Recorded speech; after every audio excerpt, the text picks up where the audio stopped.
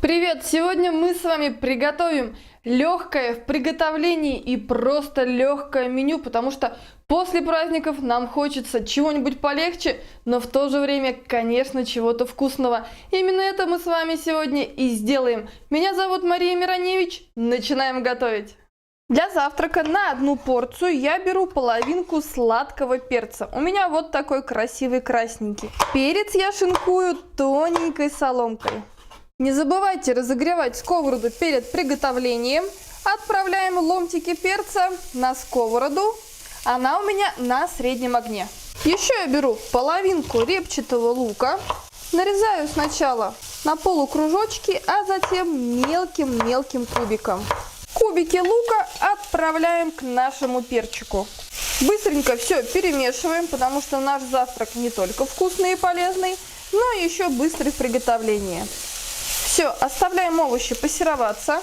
У меня 100 грамм шампиньонов на одну порцию. У меня получилось 6 некрупных.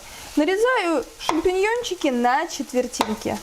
И вот уже шампиньончики отправляются к своим друзьям-овощам на сковороду. Самое время поперчить. У меня смесь перцев, ну а вы перчите по вкусу. Необходимо перемешать для того, чтобы овощи пассеровались равномерно. И пока мы все это дело оставляем на 2-3 минуты на среднем огне. Пока овощи шкварчат на сковороде, я на мелкой терке натираю 2 сваренных вкрутую яйца. 3 минуты прошло, самое время посолить. Делаем это, конечно же, по вкусу. Яйца, которые мы с вами натерли на мелкой терке, отправляем в сковороду, перемешиваем. Сейчас я огонь убавлю до минимального.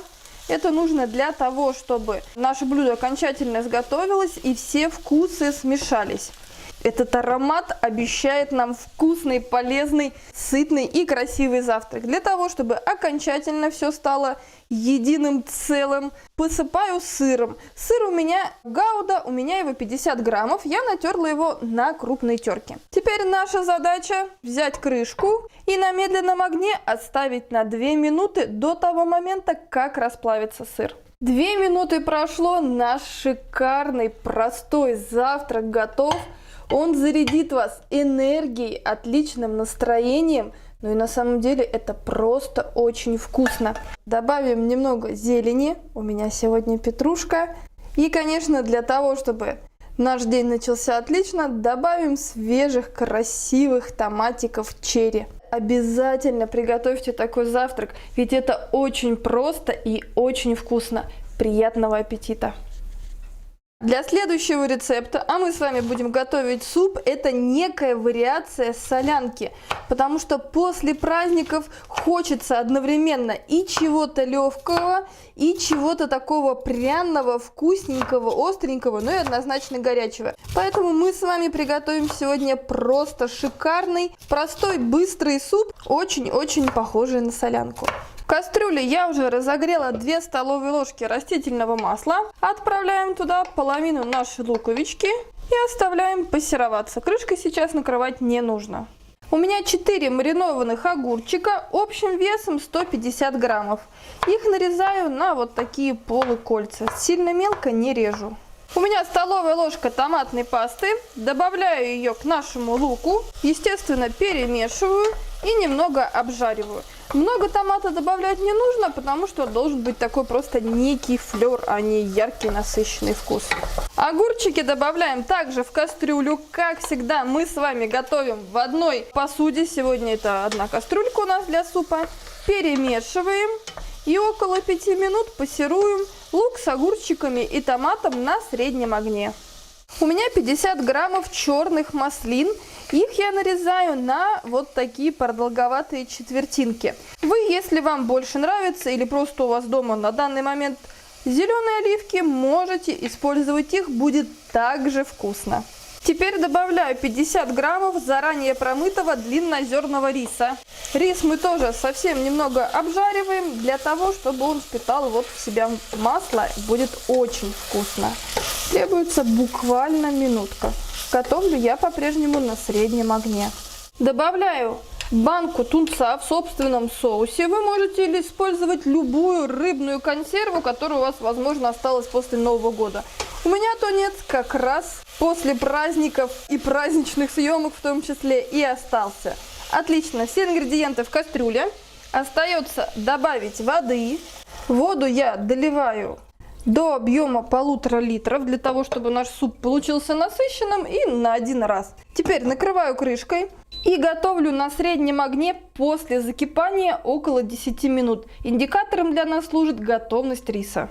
10 минут прошло, рис готов. Я огонь убавила до минимального. И нам остаются заключительные приготовления.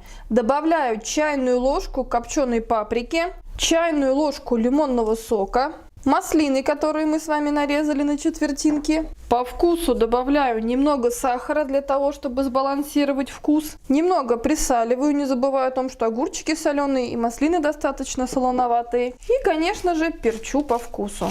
Остается перемешать. Ну, посмотрите, как это красиво выглядит. Уже прибегала семья, спрашивала, когда будут окончены съемки и дадут им есть вот этот вкусный суп. Теперь делаем самое сложное. Накрываем крышкой и оставляем на 2 минуты для того, чтобы все вкусы и ароматы смешались. Наш с вами суп уже готов отправиться в тарелку для того, чтобы порадовать нас своим насыщенным вкусом. Я уверена, вся семья скажет вам спасибо, попросит приготовить такой супчик еще раз. Ну а вы с радостью его приготовите, ведь он готовится просто быстро из самых обычных продуктов. Я всегда добавляю к такому супу зелень и обязательно щедрую ложечку сметаны.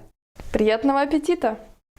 Пришло время приготовить ужин. Нам понадобится одна морковка. Я ее разрезаю пополам, а затем на вот такие пластинки. Пластинки складываю стопочкой и нарезаю на тонкие ломтики. Отправляем ломтики моркови в разогретое масло. Масло я добавила 2 столовые ложки. Оставляем морковку пассероваться на среднем огне. Еще у меня половинка красного сладкого перца. Его я разрезаю на 4 вот таких сектора. Если у вас сладкого перца больше, это просто отлично, можно добавить и больше. Теперь нарезаю перчик вот такими не тоненькими ломтиками. Делаем красиво, добавляем красный перец к оранжевой морковке. 100 граммов замороженной кукурузы. Я ее достала заранее, она у меня почти разморозилась. 50 граммов стручковой фасоли и 50 граммов зеленого горошка. Ну вы просто посмотрите, какая красота, феерия и огромное количество овощей, которые дадут нам клетчатку, ну и просто замечательный вкус. Пассируем овощи на среднем огне около 3 минут. Посмотрите, какое буйство красок у нас на сковороде. То, что нужно для зимнего ужина. Остается посолить. Делаем это, конечно же, по вкусу. По своему вкусу я добавляю и по вкусу своей семьи орегано, базилик. Очень мы это дело любим. Еще добавляю немного смеси перцев. Все еще раз хорошенько перемешиваю. Аромат просто невероятный. 200 граммов заранее промытой гречки. Гречку нужно залить двойным объемом воды, то есть на 200 граммов 400 миллилитров воды. Теперь мы перемешиваем. Гречку добавили, по-прежнему все очень красиво и вкусно. Как раз за то время, пока гречка будет вариться до готовности, овощи станут мягкими и вкусными. Накрываем наш замечательный ужин крышкой и оставляем на 10-12 минут до готовности гречки. Еще нам понадобится 2 яйца. Я их немного присаливаю и просто размешиваю с помощью венчика. Гречка готова. У меня она варилась около 13 минут. Гречка у всех варится по-разному. Теперь вливаем туда яйца при интенсивном помешивании. Я сейчас готовлю на минимальном огне. Теперь необходимо просто все хорошенечко перемешать. Выглядит очень красиво и аромат невероятный. И самое главное, ужин очень быстрый из самых простых и доступных продуктов. Немного присаливаем, делаем это по вкусу. Накрываем крышкой и оставляем на 2 минутки на самом медленном огне. 2 минуты прошло, наш ужин готов. Продукты самые простые, готовятся быстро, легко. И, конечно же, что нам всем нужно после праздников, это вкусный, легкий и в приготовлении ужин, и вообще просто легкий ужин для того, чтобы себя хорошо чувствовать. Обязательно попробуйте приготовить гречку с яйцами и овощами, ведь это так просто и вкусно. Приятного аппетита! Вот такое супер легкое меню можно приготовить после праздников, либо в любой другой день, когда вам хочется чего-то полегче, когда вам не хочется тратить слишком много своего времени, и при этом вы отлично, очень вкусно и сытно накормите всю свою семью. Если вам нравятся мои рецепты, если вам нравится меню на день, обязательно поддержите, пожалуйста, оцените наш труд, поставьте лайк, конечно, подписывайтесь на канал, добавляйтесь в наше супер позитивное и вкусное сообщество. С вами была Мария Мироневич. Я желаю всем любви, добра и, конечно, легкости.